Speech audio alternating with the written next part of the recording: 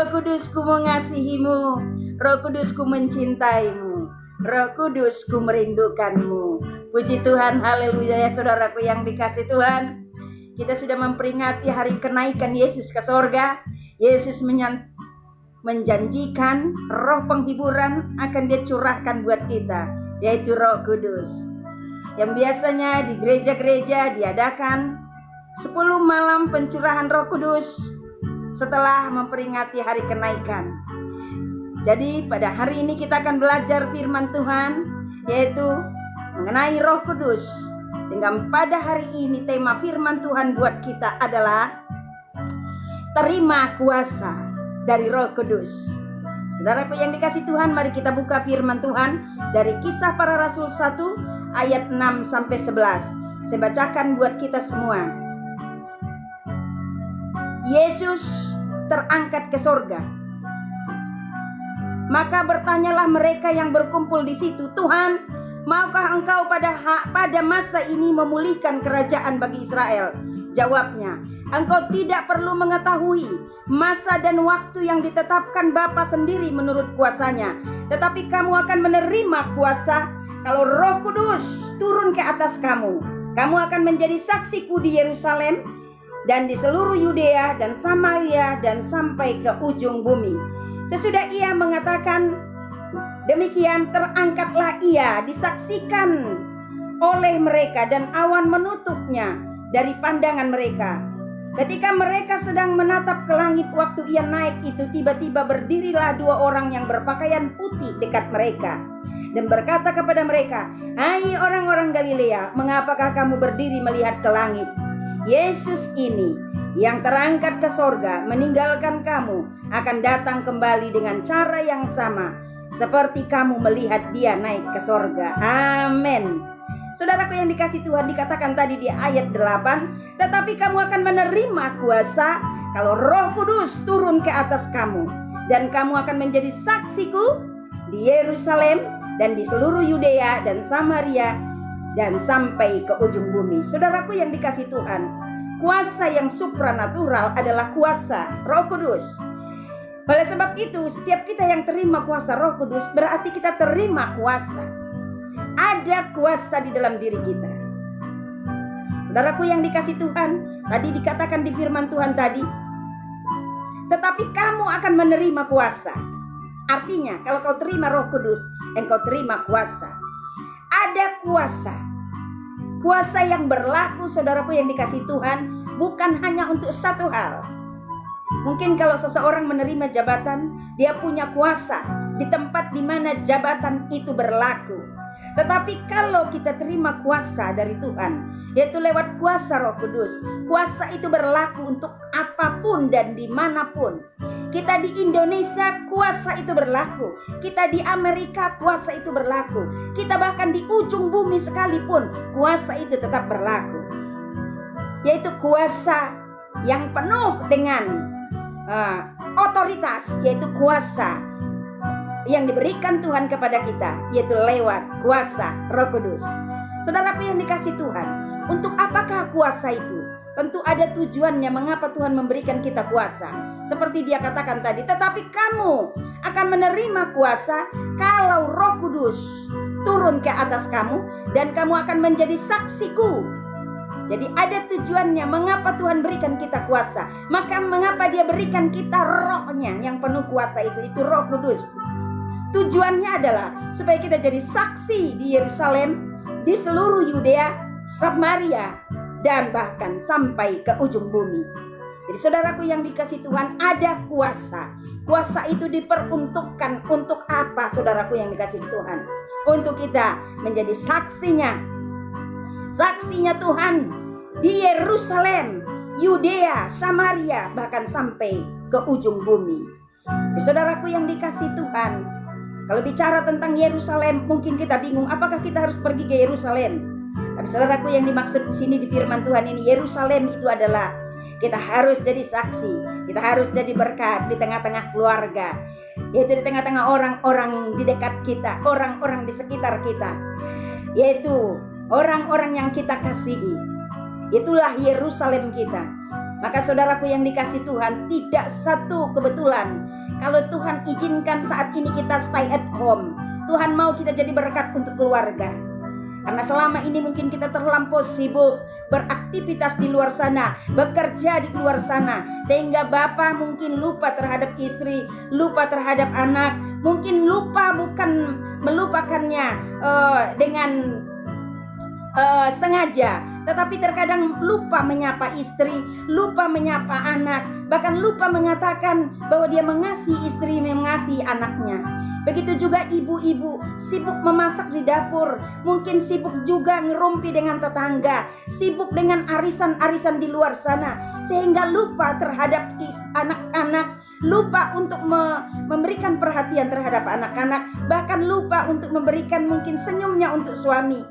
Sehingga saat ini Tuhan buat untuk stay at home, kita ada di rumah dengan keadaan yang memaksa, di mana di luar sana banyak virus corona, sehingga pemerintah memberikan peraturan untuk kita stay at home.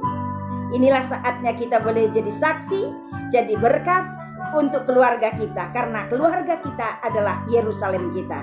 Jangan katakan, saudaraku, kalau engkau dipenuhi oleh Roh Kudus, tapi kalau engkau tidak jadi berkat buat keluargamu. Boleh saja engkau berhasil pelayanan di luar sana, boleh saja engkau punya banyak teman, kolega di luar sana, tetapi kalau engkau tidak punya kebersamaan dengan keluarga, engkau adalah orang yang gagal di mata Tuhan. Jadi saat inilah Tuhan katakan, terima kuasa dariku untuk kau bisa jadi berkat, jadi kesaksian, jadi saksiku di Yerusalem, yaitu di keluarga. Yang kedua, saudaraku yang dikasih Tuhan, Tuhan mengatakan kita harus jadi saksinya, jadi berkat di Yudea. Di Yudea artinya di tengah-tengah orang percaya, di tengah-tengah umat Tuhan. Saudaraku yang dikasih Tuhan, hati Tuhan sedih kalau melihat umat Tuhan yang satu dengan yang lain saling menyalahkan, yang satu dengan yang lain saling membenarkan diri. Satu gereja yang satu mengatakan dia benar, yang gereja yang lain mengatakan bahwa dia yang benar, sehingga terpecah belah itu umat Tuhan. Padahal Tuhan mau umatnya harus menjadi satu, karena umat Tuhan mau gereja A, B, C dan gereja apapun, itu semua adalah tubuh Kristus. Tuhan mau di masa-masa sekarang semua tubuh Kristus bersatu. Maka Tuhan izinkan, saudaraku yang dikasih Tuhan, dengan kehadiran virus corona di dunia, Tuhan mengizinkan semua gereja-gereja tutup, karena Tuhan tidak peduli kita dari gereja manapun.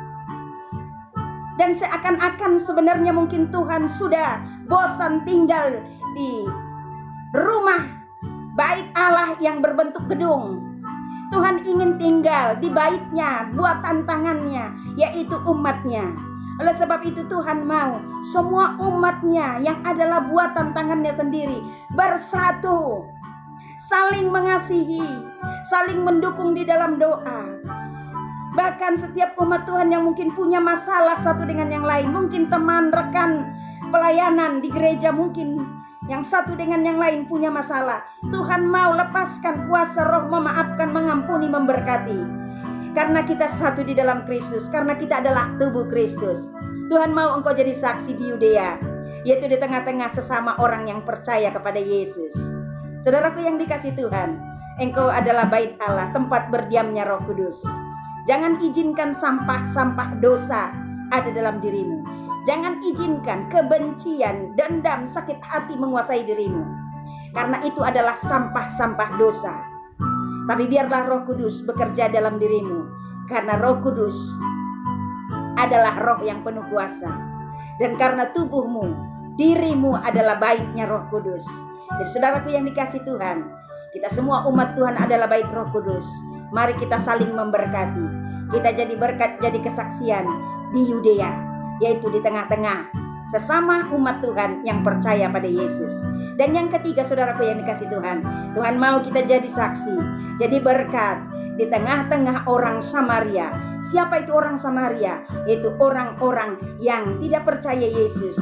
Mungkin imannya berbeda dengan kita, agamanya berbeda dengan kita, tapi Tuhan mau kita jadi berkat bagi mereka.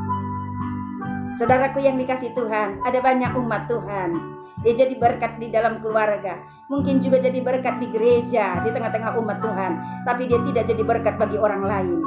Dia mengatakan bahwa hanya imannya yang benar, iman orang lain tidak benar. Saudaraku yang dikasih Tuhan, ingatkah kita firman Tuhan yang berkata bahwa Yesus datang bukan untuk orang benar, tapi untuk orang berdosa.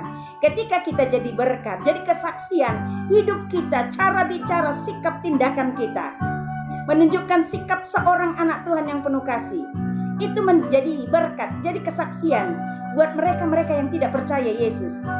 Sehingga ketika melihat sikap kita seperti itu, maka firman Tuhan digenapi, semua lutut bertelut menyembah Yesus, semua lidah mengaku bahwa Yesuslah Tuhan. Jadi saudaraku yang dikasih Tuhan, mengapa mereka masih berat untuk terima Yesus? Mengapa mereka masih menghina, mengolok kita? Mengapa mereka yang tidak seiman dengan kita kadang masih memandang kita sebelah mata?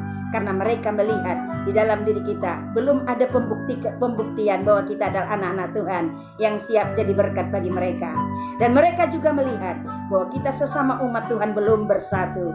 Mari saudaraku yang dikasih Tuhan, kita bersatu. Kita ada dalam kasih Kristus. Dengan begitu mereka akan melihat bahwa di dalam diri kita ada Kristus, sehingga mereka dengan senang hati dan tidak berat hati untuk membuka hati terima Yesus sebagai Tuhan dan Juru Selamatnya. Mari kita berjuang untuk jadi berkat, jadi kesaksian di tengah-tengah orang-orang Samaria, yaitu orang-orang yang tidak percaya bahwa Yesus itu Tuhan. Dan yang terakhir saudaraku yang dikasih Tuhan, Tuhan mau kita jadi saksinya, jadi berkat sampai ke ujung bumi.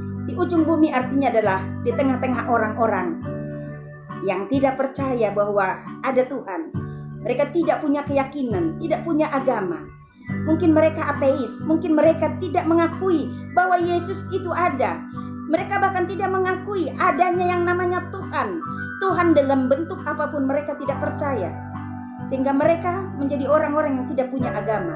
Tetapi untuk mereka pun kita harus jadi berkat, jadi kesaksian. Lewat sikap dan tindakan kita, lewat sikap dan gaya hidup kita, maka mereka dengan sendirinya percaya bahwa Tuhan ada. Dan dengan begitu saudaraku yang dikasih Tuhan, jelaslah bahwa tujuan Tuhan memberikan kita kuasanya, yaitu kuasa Roh Kudusnya terwujud, di mana hidup kita jadi kesaksian, jadi berkat di Yerusalem, di Yudea, di Samaria, bahkan sampai ke ujung bumi. Saudaraku yang dikasih Tuhan, ada dua kuasa. Ada kuasa yang ke dalam dan keluar. Kuasa yang keluar itu bersifat keluar. Itu berupa mujizat-mujizat kasat mata. Dan kuasa yang kedua adalah yang bersifat ke dalam. Ini tujuannya adalah ke dalam diri kita sendiri. Seperti dikatakan di Yohanes 16 ayat 8, dikatakan ada kuasa yang menginsafkan, membuat orang insaf, yaitu kuasa Roh Kudus. Pengetahuan, khotbah, nasihat belum tentu membuat orang insaf alias bertobat. Tetapi kalau Roh Kudus itu bisa membuat kita bertobat. Jadi terimalah kuasa Roh Kudus. Yang paling utama adalah kuasa yang membuat kita insaf, kuasa yang membuat kita betul-betul bertobat. Saudaraku yang dikasihi Tuhan, terima Yesus cukup satu kali, tetapi bertobat harus sepanjang hidup kita. Setiap hari, setiap saat kita bertobat. Hari demi hari kita diubahkan sampai menyerupai Kristus. Itulah mujizat ke dalam. Baru mujizat keluar nanti akan mengikuti, yaitu mujizat-mujizat yang berupa kasat mata. Contohnya saudaraku yang dikasih Tuhan, mujizat-mujizat kasat mata adalah yang sakit disembuhkan, bahkan yang buta melihat, yang timpang berjalan, yang tuli mendengar, yang bisu jadi bisa berbicara, mungkin yang keuangannya terganggu, Tuhan pulihkan keuangannya. Itu adalah mujizat-mujizat kasat mata. Dan semuanya itu adalah berkat mujizat bonus. Tetapi saudaraku yang dikasih Tuhan, mujizat yang paling utama adalah mujizat ke dalam, yaitu mujizat pertobatan kita sepanjang masa. Kalau Roh Kudus ada dalam dirimu, maka Roh Kudus akan mengerjakan kuasa pertobatan yang sungguh di dalam dirimu, sehingga hidupmu hari demi hari Tuhan ubahkan, sehingga engkau bisa jadi saksi di Yerusalem, di Yudea, Samaria, bahkan sampai ke ujung bumi. Oleh sebab itu, terimalah kuasa Roh Kudus, cintailah Roh Kudus, Jagalah supaya Roh Kudus tidak meninggalkan engkau. Hiduplah dalam kekudusan, tetaplah hidup dalam hadirat Tuhan, senang memuji menyembah Tuhan, sehingga Roh Kudus tetap betah ada dalam dirimu. Engkau mencintai Roh Kudus mencintai engkau. Engkau mengasihi Roh Kudus apalagi sangat mengasihi engkau. Rindukan terus Roh Kudus, maka Roh Kudus pun tetap akan ada dalam dirimu, sehingga kuasa Tuhan tetap ada dalam dirimu untuk engkau siap jadi kesaksian, siap jadi berkat, siap jadi saksinya Tuhan. Yerusalem, Yudea, Samaria, sampai ke ujung bumi. Oleh sebab itu saudaraku yang dikasih Tuhan, hari ini juga terimalah kuasa Roh Kudus. Cintai Roh Kudus, kasihi Roh Kudus, rindukan Roh Kudus setiap saat dalam hidupmu. Tuhan Yesus memberkati. Roh Kudus, sahabatku yang sungguh setia. Roh Kudus, penolongku setiap waktu, tak pernah Engkau meninggalkanku, baik di dalam susah ataupun senang. Kau menjaga setiap langkahku di sepanjang jalan hidupku. Roh Kudus, ku mengasihimu. Roh Kudus, ku mencintaimu. Roh Kudus, ku merindukanmu di dalam hidupku. Roh Kudus, ku mengasihimu. Roh Kudus, ku mencintaimu. Roh Kudus, ku merindukanmu di dalam hidupku. Di dalam hidupku.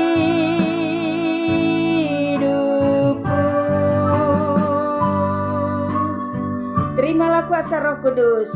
Tuhan Yesus memberkati. Shalom.